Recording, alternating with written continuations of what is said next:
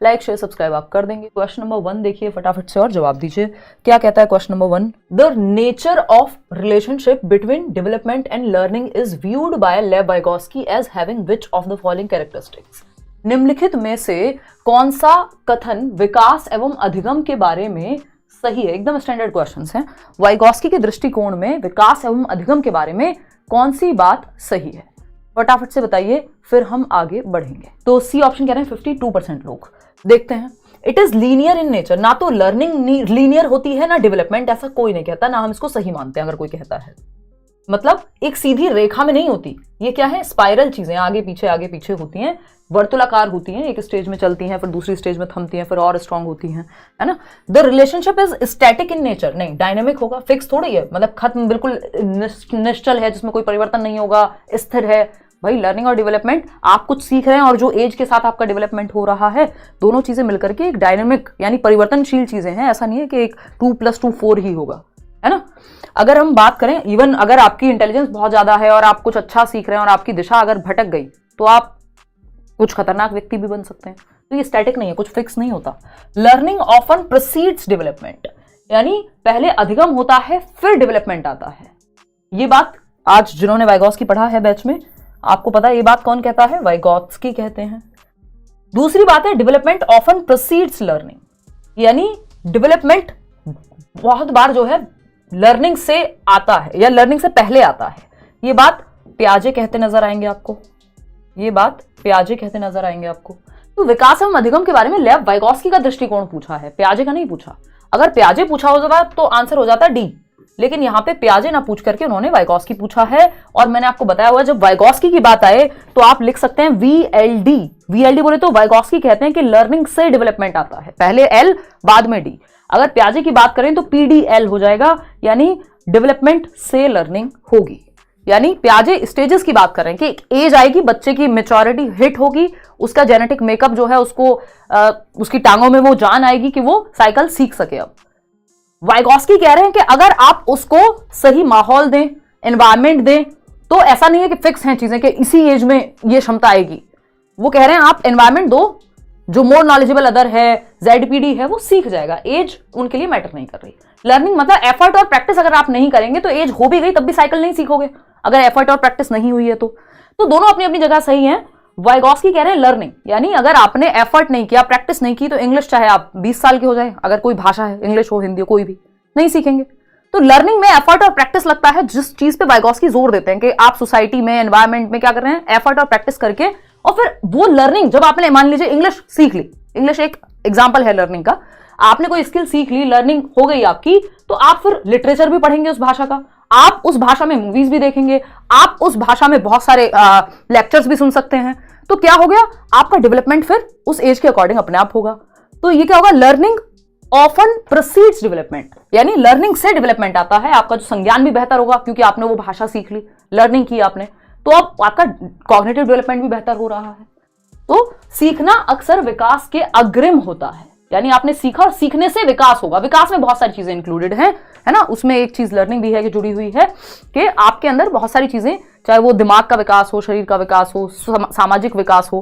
तो लर्निंग से development Vygotsky, अगर डेवलपमेंट ऑफन प्रोसीड्स लर्निंग होता तो पियाजे का अगर पूछा होता तो डी हो जाता। क्वेश्चन नंबर 2 देखना, the developmental theorist who view process of development as having substantial plasticity, यानी नए पैटर्न के ही क्वेश्चन है। यानी प्लास्टिसिटी, यानी डेवलपमेंट को जो प्लास्टिक मानते हैं जो मनोवैज्ञानिक, कि विकास क्या है, नमनीय होता है। वो ये कहेंगे कि थ्रू आउट लाइफ प्लास्टिसिटी चलती रहती है, are likely to emphasize the importance of. विकासात्मक सिद्धांतवादी मानते हैं कि विकास की प्रक्रिया जीवन भर चलती होती है। इस संदर्भ में किसकी भूमिका बेहद महत्वपूर्ण है, यानी प्लास्टिसिटी का संबंध किससे है। प्लास्टिसिटी का मतलब है जीवन पर्यंत आप कुछ ना, आपका ब्रेन नया सीखने की क्षमता रखता है, आपके ब्रेन में बहुत सारे न्यूरॉन्स हैं जो बहुत विस्फोट कर रहे होते हैं और आप हमेशा कुछ कुछ नया सीखते रह सकते हैं। तो ब्रेन हमारा कभी भी कुछ भी सीख सकता है समय के साथ, यदि आप उसको सही खाना दें ब्रेन को तो उसकी सीखने की क्षमता बनी रहेगी, है ना। तो ये क्या है, खाने का मतलब एनवायरमेंट, ठीक है ना। तो ये एनवायरमेंट एंड एक्सपीरियंस की बात हो रही है यहाँ पे कि कॉन्टिन्यूअस है, जो डेवलपमेंट है वो कॉन्टिन्यूअस है। यदि उसको सही अनुभव, सही चैलेंजेस, चीजें मिलती रहें तो नमनीय है, प्लास्टिसिटी होती है आपके डेवलपमेंट में, ये कॉन्टिन्यूअस चलता है। Discontinuity in the developmental process refers to. अब आपको पता है कुछ लोग मानते हैं कि विकास एक कॉन्टिन्यूअस प्रोसेस है, सतत प्रोसेस है, लाइफ लॉन्ग प्रोसेस है ना, इसमें नमनीयता होती है, जीवन पर्यंत चलेगी। कुछ लोग मानते हैं विकास डिसकॉन्टिन्यूअस है, जिसमें से एक है पियाजे, जो ये कहते हैं विकास डिसकॉन्टिन्यूअस है। क्यों? क्योंकि उन्होंने स्टेजेस में बांट दिया। वहीं वाइगॉस्की हैं जो कॉन्टिन्यूअस मानेंगे, या ज्यादातर लोग कॉन्टिन्यूअस मानेंगे। जब तक पियाजे ना लिखा हो पेपर में, आप मानेंगे कि आपका जो डेवलपमेंट है वो कॉन्टिन्यूअस है। Discontinuity in the developmental process refers to, first option है, new ways of understanding the world that emerge during the process of development. विकास की प्रक्रिया के दौरान उभरने वाले नए तरीके जो संसार को समझने में मदद करते हैं। यानी एक स्टेज से दूसरी स्टेज में जब आप जा रहे हैं तो कुछ नई नई एबिलिटीज आपके अंदर डेवलप हो रही हैं। बिल्कुल फैक्ट है ये। डिसकॉन्टिन्यूटी का मतलब ये है, क्योंकि स्टेज में तोड़ दिया तो हर एक स्टेज में कुछ नई चीज उभर रही होगी, उसी को डिसकॉन्टिन्यूटी कह रहे हैं हम, जैसे कि पियाजे की स्टेज में भी है। चलो फिर भी बाकी ऑप्शंस तो चेक करने पड़ेंगे। देखिए, बिना चारों ऑप्शन पढ़े एक जवाब नहीं सेलेक्ट कर लेना, चाहे आपको कितना भी ल्यूक्रेटिव, कितना भी अच्छा, कितना भी लालच लुभावना लग रहा हो ऑप्शन कि हाँ ये सही तो है, लेकिन चारों ऑप्शन नहीं पढ़े, चारों में से बेस्ट चाहिए हमको, ठीक है ना। Negative breaks in the developmental process. देखो, नेगेटिव ब्रेक्स नहीं होते। डिसकॉन्टिन्यूटी का मतलब ये नहीं नकारात्मक कुछ चीजें हैं जो नेगेटिव ब्रेक आते रहते हैं, उसको डिसकॉन्टिन्यूटी कह रहे हैं, नहीं। अ डाउनवर्ड नेगेटिव ट्रेंड के मतलब, तो पियाजे ने ये थोड़ी कहा है, पियाजे डिसकॉन्टिन्यूअस मान रहे हैं तो वो ये कह रहे हैं कि आप नीचे की तरफ जा रहे हैं, मतलब डेवलपमेंट आपका खराब की तरफ जा रहा है। नहीं, ऐसा नहीं है। Interference in the developmental process के इंटरफेरेंस हो रहा है विकास की प्रक्रिया में, हस्तक्षेप है, कुछ रुकावट है, ऐसा भी नहीं है स्टेजेस का मतलब, बल्कि हर स्टेज में बेहतर होता जा रहा है व्यक्ति, ठीक है ना। तो new ways of understanding the world that emerge during the process of development, विकास की प्रक्रिया के दौरान उभरने वाले नए तरीके जो संसार को समझने में मदद करते हैं। यानी हर एक स्टेज में एक नया तरीका, एक नई एबिलिटी आ रही हो, हर स्टेज में कुछ नया उभर रहा है। New ways of understanding the world that emerge during the process of development. आप सेम चीज को अलग दृष्टि से हर बार, जैसे जैसे 2 से 7 वर्ष का बच्चा एक ग्लास, 2 ग्लास को अलग तरीके से देखेगा कि भाई ये 200 ml पानी है, 200 ml इसमें भी जा सकता है, रिवर्सिबिलिटी आ जाएगी 7 से 11 में, तो नई नई चीजें उभर के आती हैं। क्वेश्चन नंबर 4 देखिएगा एक बार, ये क्या कहता है, ये कहेगा authoritative style of parenting. Important है ये, अथॉरिटेटिव स्टाइल ऑफ पेरेंटिंग और child rearing is based on. यानी हम जनरली जो है 3 से 4 स्टाइल्स पढ़ते हैं टीचिंग में भी, और आपका टीचर का भी स्टाइल और पेरेंट्स का भी स्टाइल, कि पेरेंटिंग यानी बच्चे को बड़ा करने के जो तरीके हैं, पालन पोषण की प्राधिकारिक शैली, अथॉरिटेटिव, ये बेस्ट स्टाइल ऑफ पेरेंटिंग मानी जाती है।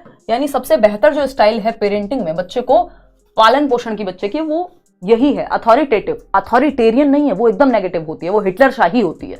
अथॉरिटेटिव वो स्टाइल है पेरेंटिंग की जहां डिसिप्लिन भी है और जहां केयर भी है, यानी कंट्रोल भी अप है और केयर भी अप है। यानी कंट्रोल भी ज्यादा है, डिसिप्लिन भी है, ऐसा नहीं है पता ही नहीं आपको बच्चे कहां जा रहे हैं, और केयर भी है, यानी आप डिस्कशन करके रूल सेट होते हैं, बच्चों की भी उसमें भागीदारिता है किसी बात को मानने में कि अच्छा आपको ये करियर चूज करना है, तो डिस्कशन हो रहा है, लॉजिक निकल करके आएगा, बच्चे के पक्ष को सुना जाएगा, पेरेंट्स के पक्ष को सुना जाएगा, डिसिप्लिन भी है, और तब जाके किसी कंक्लूजन पे पहुंचा जाएगा, इसलिए ये बेस्ट माना जाता है।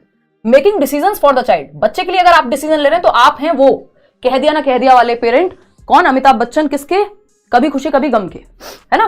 तो उस केस में अथॉरिटेरियन हो जाएंगे आप, अथॉरिटेटिव नहीं बचेंगे, फिर वो हिटलर शाही अधिनायकवादी कह देते हैं, अथॉरिटेरियन हो जाएंगे फिर आप, ठीक है।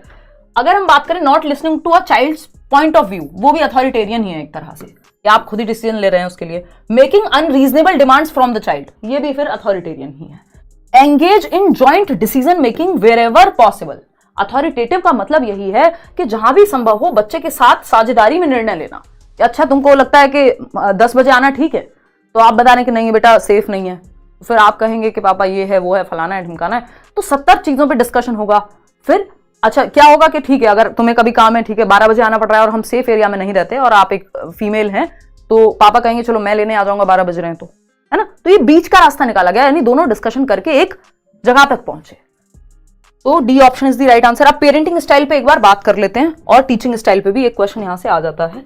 देखिए पेरेंटिंग स्टाइल की अगर बात करें कि बच्चे को पालने की, तो एक तो है अथॉरिटेटिव, अथॉरिटेटिव इंग्लिश में याद रखिएगा प्लीज, है ना। अथॉरिटेटिव की अगर हम बात करें तो अथॉरिटेटिव जहां पे कंट्रोल भी है, यानी डिसिप्लिन भी है और केयर भी है, यानी केयर भी अप है और कंट्रोल भी अप है, इसीलिए इसको बेस्ट कहा जाता है कि बच्चे और पेरेंट मिलकर के एक डिसीजन ले रहे हैं। ऐसा नहीं है कि सिर्फ बच्चों की चल रही है या सिर्फ पेरेंट्स की चल रही है, ठीक है जी। अथॉरिटेरियन क्या है? पा के नाम से मैंने आपको ये याद कराया हुआ है, याद हो तो आपको। ये इस पे अलग से एक वीडियो भी बनाया है यूट्यूब पे भी, पेरेंटिंग स्टाइल का। ये कई बार पूछा जाता है, कई बार नहीं। अथॉरिटेरियन में क्या है, ये उल्टा लिख दिया, अथॉरिटेरियन। अथॉरिटेरियन में क्या है भाई? अथॉरिटेरियन होता है अधिनायकवादी, जिसको हम कहते हैं एकदम हिटलर शाही, वो कभी खुशी कभी गम के अमिताभ बच्चन टाइप्स। ये कंट्रोल तो बहुत ज्यादा है, कंट्रोल तो प्लस में है, कंट्रोल तो अप है, लेकिन केयर की प्रॉब्लम यहाँ पे थोड़ी हो जाती है। केयर दिखती नहीं है पेरेंट की, है मन में वो एक अलग बात है, बट दिखती नहीं है। ठीक, फिर आ जाता है परमिसिव स्टाइल। ना तो ये पेरेंटिंग में अच्छा है, ना पढ़ाने के तरीके में यानी टीचिंग मेथड में भी ठीक नहीं है परमिसिव होना। परमिसिव स्टाइल का मतलब है आपको पता ही नहीं आपके बच्चे कौन सी क्लास में पढ़ते हैं, नहीं ये तो पता है आपको बेसिकली बच्चों की चलती है, जैसा उनका मन कर रहा है वैसा वो कर रहे हैं, कोई डिसिप्लिन है ही नहीं, कोई कंट्रोल है ही नहीं। तो परमिसिव में केयर इतनी ज्यादा होती है, मोह, ये एक तरह से धृतराष्ट्र वाला स्टाइल हो गया। महाभारत देखिए ना, तो वो धृतराष्ट्र का जो स्टाइल है वो परमिसिव ही है। ये जो महाराज धृतराष्ट्र है वो बिल्कुल पुत्र मोह में अंधे हैं एकदम, है ना, कि दुर्योधन जो कहे सब चलता है। तो यहां पे केयर तो बहुत ज्यादा है, हाय रे मेरा पुत्र, लेकिन डिसिप्लिन या कंट्रोल जीरो है।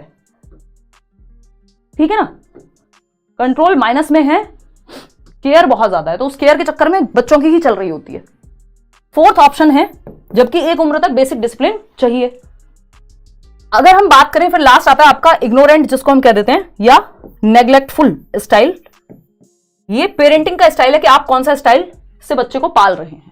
नेग्लेक्टफुल होता है, पता ही नहीं है इनका बच्चा कौन सी क्लास में पढ़ता है, कहां रहता है, टाइम पे चेक पहुंच जाता है बस, है ना। वो अमीर परिवारों के बच्चे देखे होंगे आपने मूवीज में, कि पापा जो है बस एटीएम है, पैसा पहुंचा देते हैं, बाकी पापा से ना बात करने की फुर्सत है और ना ही ये पता है कि बच्चा कौन से स्कूल में। अरे ये तो बहुत अच्छा एग्जांपल है, अभी वो एनिमल मूवी आई थी ना, तो वो लास्ट में कह रहे होते हैं रणबीर कपूर कि आपको तो ये भी नहीं पता था मैं कौन से कॉलेज में पढ़ रहा हूं, ये वो। तो वो नेग्लेक्टफुल पेरेंटिंग है कि आपकी केयर भी जीरो, मतलब केयर भी कम है और कंट्रोल भी कम है ना। तो ये 4 स्टाइल हैं जो बहुत महत्वपूर्ण है, ठीक है ना, 1 नंबर में पूछा जा सकता है। अब टीचिंग की अगर मैं बात करूं, बेस्ट कौन सा है इसमें? अथॉरिटेटिव बेस्ट है, क्योंकि यहां कंट्रोल भी है, केयर भी है, बच्चे की भी सुनी जा रही है और पेरेंट्स भी एक डिसिप्लिन क्रिएट कर पा रहे हैं। टीचिंग स्टाइल भी यही बेस्ट है कि जहां पे टीचर की भी है चलती और थोड़ा सा केयर भी है। हालांकि टीचिंग स्टाइल में हम फैसिलिटेटर मानते हैं टीचर को, ठीक है ना। परमिसिव, नेग्लेक्टफुल, अथॉरिटेरियन, ये सब गड़बड़ है। ऑटोक्रेटिक नहीं होना है आपको एज अ टीचर। ऑटोक्रेटिक का मतलब है कि ये ऑटोक्रेटिक जहां लिखा मिल जाए समझ जाओ नेगेटिव है, यानी एक व्यक्ति ही चल रही है, मतलब सिर्फ टीचर की चल रही है क्लास में या फिर सिर्फ पेरेंट्स की चल रही है। चलिए, authoritative is good, D option is the right answer over here.